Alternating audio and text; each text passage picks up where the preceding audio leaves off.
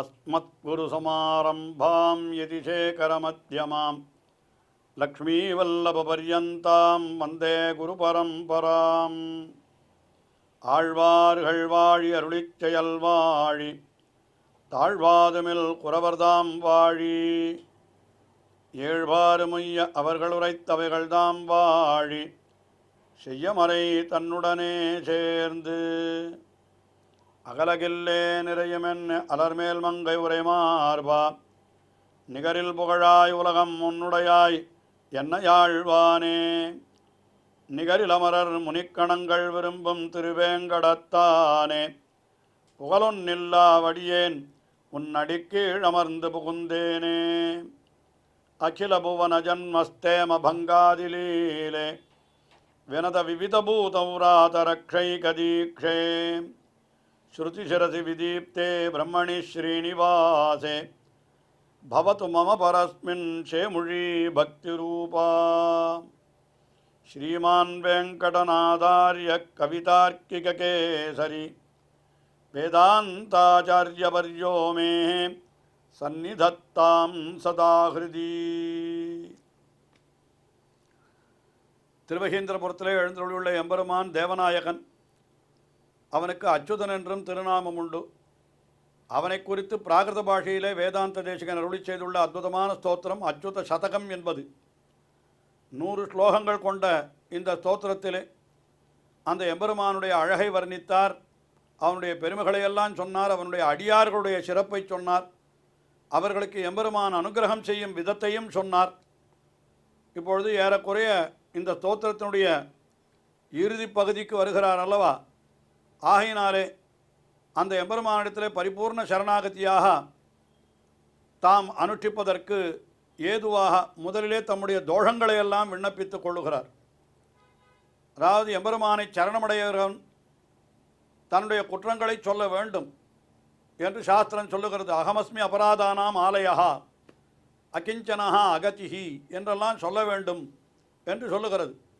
ஆனால் ஆழ்வார்களும் அதனால்தான் நோற்ற நோன்பிலேன் நுண்ணறிவிலேன் என்றும் குளித்த 3 அனலையொம்பும் குறிகோள் அந்தனமை தன்னை ஒழித்திட்டேன் என்றும் கறவைகள் பின் சென்று காணம் சேர்ந்துண்போம் அறிவொன்றுமில்லாத வாய்க்குலம் என்றும் இப்படி பல பல இடங்களிலே நாம் பார்த்தோமானால் தோஷங்களை விண்ணப்பித்துக் கொள்வது என்பது ஆழ்வார்களுடைய பாசுரங்களிலே பார்க்கிறோம். ஆச்சாரியர்களுடைய ஸ்தோத்திரங்களிலேயும் உண்டு.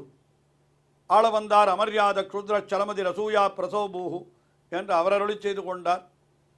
அதே போல கூரத்தாழ்வானுடைய ஸ்தோத்திரங்களிலே பராசர பட்டருடைய ஸ்தோத்திரங்களிலே என்றெல்லாம் நாம் பார்க்கிறோம். அதே வழியிலே வேதாந்த தேசிகனும் தம்முடைய குற்றங்களாக பலவற்றை சொல்லிக்கொண்டு ஆனாலும் கூட என்னை நீ கைவிடக்கூடாது, இத்தனை குற்றங்கள் இருந்தாலும் அதுவே காரணமாக நீ என்னை ஏற்றுக்கொள்ள வேண்டும், ஏன்னா இவ்வளவு குற்றம் செய்தவன் என்னை தவிர உனக்கு வேறு எவனும் கிடைக்க மாட்டான் என்றே கூட ஒரு ஸ்லோகத்திலே விண்ணப்பித்தார்.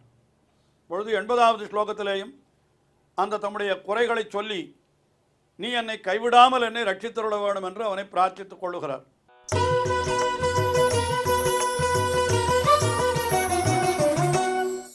அஜ்ஞாத நிஜகர்த்தவ்யம் எதிர்ச்சா ஞானேஷு மாமபி பிரதிகூலகதிம் இதி நிஜஸ்வபாவவ்ரீடிதம் ஹாத்தும் தாசானாம் சத்ய நகலு தவ யுக்தம்.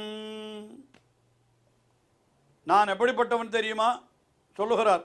அஜ்ஞாத நிஜகர்த்தவ்யம், நான் எதை செய்ய வேண்டும் என்பதை நன்றாக அறிந்தவன் அல்லேன் என்கிறார். என்ன கர்மத்தை நான் எந்த காரியத்தை செய்யணும் எந்த காரியத்தை செய்யக்கூடாது என்கிறது எனக்கு எதுவுமே தெரியாது.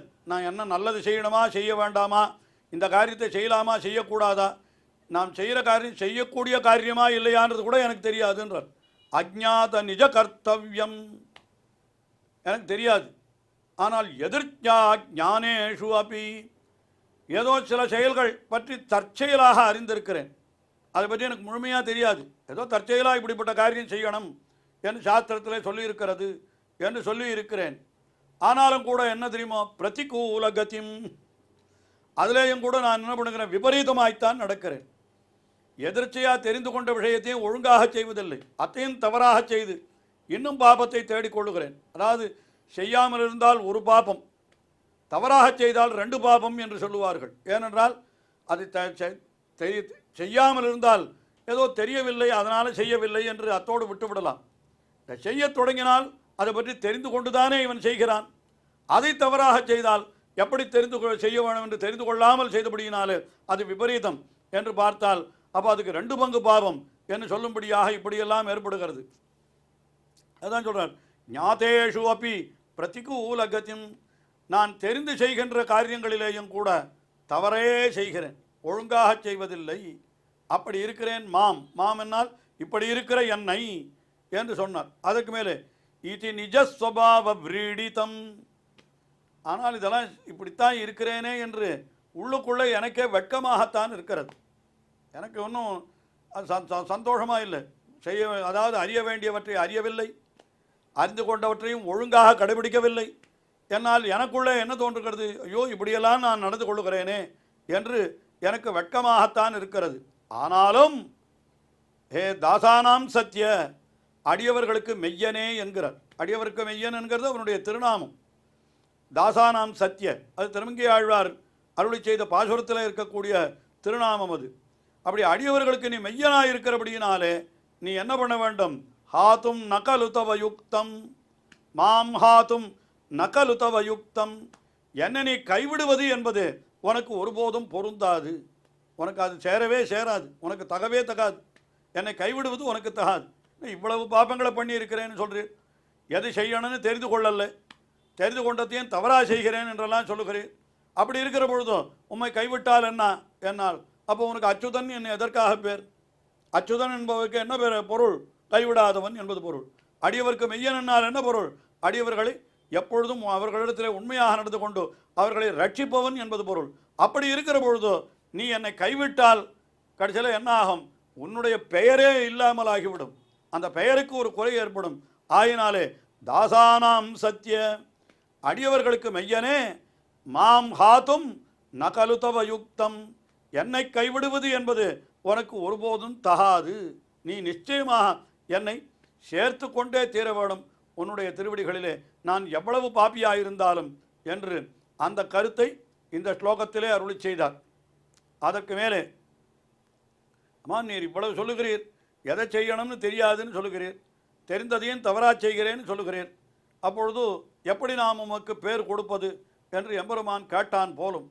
உடனே அவனை பார்த்து சொல்லுகிறார், அப்பா நான் யார், எனக்கு என்ன தெரியும், எனக்கு எது தகுதியானது எனக்கு என்ன தெரியும், எல்லாம் உனக்குத்தான் தெரியும் என்கிற, எல்லாவற்றையும் நீ அறிவாய். சின்ன குழந்தை இருக்கிறது ஒரு கிரகத்திலே, அந்த குழந்தைக்கு எப்பொழுது பசிக்கும், அதற்கு எப்பொழுது உணவிட வேண்டும் என்பதெல்லாம் தாய்க்குத்தான் தெரியுமே தவிர அந்த குழந்தைக்கு என்ன தெரியும்? அந்த குழந்தை தானே எடுத்து உண்ண தலைப்பட்டாலும் என்ன பண்ணும், மேலையும் கீழையும் புகட்டு கொள்ளுமே தவிர அது முழுக்க அது உணவை உண்ணக்கூட அதுக்கு தெரியாது. அதுபோலத்தான் நான் என்று கீழ் ஸ்லோகத்தில் சொன்ன விஷயத்தையே இதில் தனக்கு அது தகுதியாக சொல்லிக் கொள்கிறார் போல இந்த ஸ்லோகத்தில் என்ன சொல்லுகிறார், எல்லாம் உனக்கு தெரியுமாகையாலே நீ என்னை ரட்சித்தருள வேணும். பகவானுக்கு தெரியுமோ இல்லையோ, நமக்கு எது வேணும்னு தெரியும், நாம் என்ன செய்யணும்ன்றது தெரியும், அது எப்படி தவறில்லாமல் செய்யணும் என்பதும் பகவானுக்கு தெரியும். அதனால் உனக்கு தெரியுமோ இல்லையோ அது போகிறோம், எனக்கு தெரியாட்டா பரவாயில்ல, உனக்கு தெரியுமோ இல்லையோ அதை கொண்டு நீ என்னை ரட்சித்தருள வேணும் என்று இந்த ஸ்லோகத்தில் மிகவும் சுவையாக அருளி செய்கிறார்.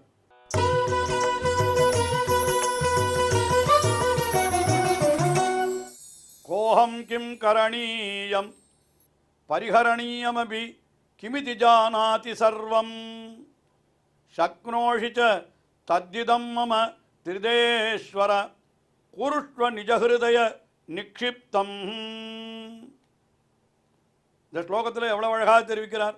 கோஹம், நான் யார் எனக்கு தெரியாது. நான் யாருன்னு கேட்டால் நான் யார் என்பது எனக்கு தெரியாது. நான் உன்னுடைய உடைமை, உனக்கு அடிமை என்கிறது என்னை விட உனக்கு நன்றாக தெரியும். எம்பெருமானை பார்த்து சொல்கிறார், ஜானாசி சர்வம் கிம் கரணீயம், நான் என்ன செய்ய வேண்டும் அதுவும் எனக்கு தெரியாது. பின் யாருக்கு தெரியும்? உனக்குத்தான் தெரியும். பரிஹரணீயம் அப்படி கிமிதி, நான் விட வேண்டியது எது அதுவும் எனக்கு தெரியாது. எல்லாம் யாருக்கு தெரியும்? சர்வம் தொம் ஜானாசி, எம்பெருமானே அச்சுதனே எல்லாவற்றையும் நீதான் நன்றாக அறிவாய் என்று சொல்கிற, எல்லாம் உனக்குத்தான் தெரியும். அதற்கு மேலே இன்னொரு விஷயம், இந்த விஷயங்களையெல்லாம் செய்வதற்கு சக்னோஷிச்சா, நீ எப்படிப்பட்டவனாயிருக்கிறாய்? சக்தி உடையவனாயும் நீ இருக்கிறாய்.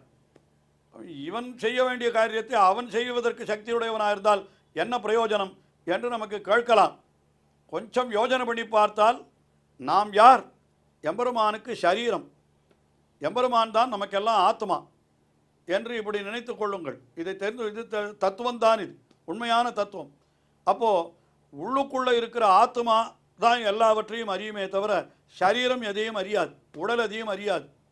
அப்போ ஆத்மா இந்த உடலுக்கு கட்டளையிட்டு இந்த காரியத்தை செய் என்று கட்டளையிட்டால் இந்த சரீரம் செய்கிறது, அப்படித்தானே? அப்பொழுது எல்லாருக்கும் ஆத்மாவாக பகவான் இருக்கிறான் என்று சொன்னால் அப்போ நீ தான் செய்ய வேண்டும், நானேன் செய்ய வேண்டும் என்பது போல இந்த ஸ்லோகத்தில் மிக அழகாக தெரிவிக்கிற சக்னோஷி தத்து இதம் என்ன சொல்லுகிறார்? திரிதஜேஸ்வரா. திரிதஜேஸ்வரா என்னால் அனைத்து தேவர்களுக்கும் தலைவன், திருதசாகா என்று தேவர்களை சொல்லுவதுண்டு. அந்த தேவர்களுக்கெல்லாம் இவன்தான் ஈஸ்வரன், தலைவனாயிருக்கிறான் என்று சொல்லப்பட்டிருக்கிறது. அப்போ என்ன பண்ண வேண்டும் என்றால், நிஜஹிருதய நிக்ஷிப்தம் ஹிதம் குருஷ்வா, என் விஷயத்திலே நீ என்ன நன்மையை செய்ய வேண்டும் என்று உன் திருவள்ளத்தாலே நினைத்திருக்கிறாயோ அந்த நன்மையை நீயே செய்தருள் என்று சொல்லுகிறார். இந்த ஸ்லோகத்தில் என்ன சொல்லுகிறார்?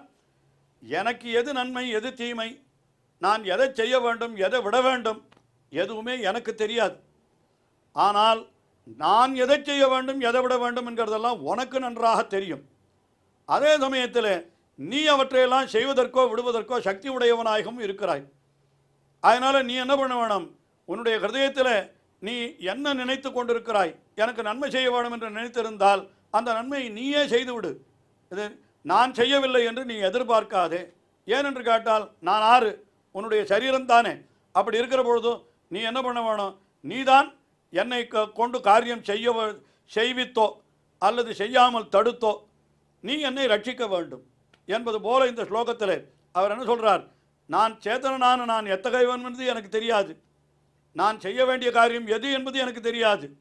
ஆனால் இதையெல்லாம் எனக்கு தெரியாதே தவிர அவையெல்லாம் உனக்கு தெரியும். ஏனென்றால் நீ சர்வஜன்.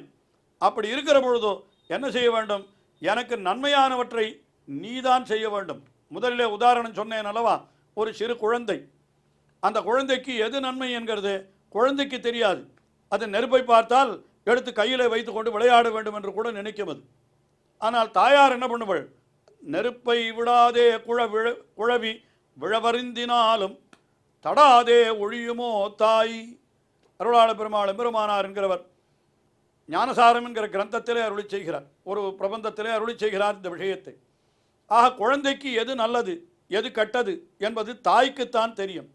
அதனால் குழந்தை தான் தாயை கொண்டு இதை செய்விக்கும்படியும் செய்யாமல் தவிர்க்கும்படியும் தடுக்கிறாளே தவிர அந்த இடத்துல குழந்தை என்ன பண்ணும்? அது நான் இப்பொழுது குழந்தை ஸ்தானத்தில் தான் இருக்கிறேன், ஆயினாலே எனக்காக எல்லாம் நீ செய்தால் உனக்கு அது தாழ்வோ உரை என்று கூட அருளாள பெரும்பாள் எம்பெருமானார் அருளி செய்கிறார். அதே போல் இந்த இடத்துல எல்லாவற்றையும் செய்வதற்கு உனக்கு சக்தி உண்டு, ஆயினாலே நீயே எல்லாவற்றையும் செய், என்னை செய்ய வேண்டும் என்று நான் செய்ய வேண்டும் என்று நீ எதிர்பார்க்காதே என்றெல்லாம் இந்த ஸ்லோகத்தில் எம்பெருமானையே பார்த்து அவர் பிரார்த்தித்துக் கொள்ளுகிறார். உண்மையிலே இதெல்லாம் நமக்கு மிகவும் பொருத்தமான விஷயம். நமக்கு எது நன்மை என்று நமக்கு தெரியாது, எதை நாம் செய்யக்கூடாது என்பதும் நமக்கு தெரியாது. எல்லாம் அறிந்தவன் பகவான் தான். அதனால் எம்பெருமானே நீயே எனக்கு நல்வழி காட்டு என்று அவனுடைய திருவடிகளை பற்றுவதை தவிர நமக்கு வேறு என்ன இருக்கிறது? அதைத்தான் இந்த ஸ்லோகத்திலே வேதாந்த தேசிகன் அருளி செய்கிறார் என்றே கொள்ளலாம். தொடர்ந்து அனுபவிப்போம். ஸ்ரீயக்காந்தாய கல்யாண நிதயே நிதயேர்த்தினாம் ஸ்ரீவேங்கடநிவாசாய ஸ்ரீனிவாசாய மங்களம். ஸ்ரீமத் சுந்தர ஜாமாதிர் முனிமான் சவாசினே சர்வலோக நிவாசாய ஸ்ரீனிவாசாய மங்களம்.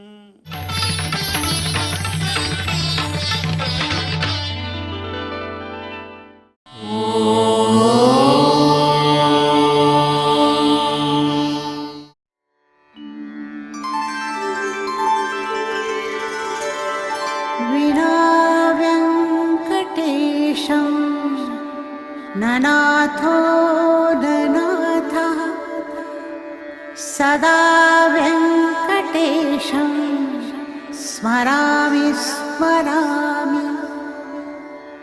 हरे वेङ्कटेश प्रसीद प्रसीद. प्रियं वेङ्कटेश प्रयच्छ प्रयच्छ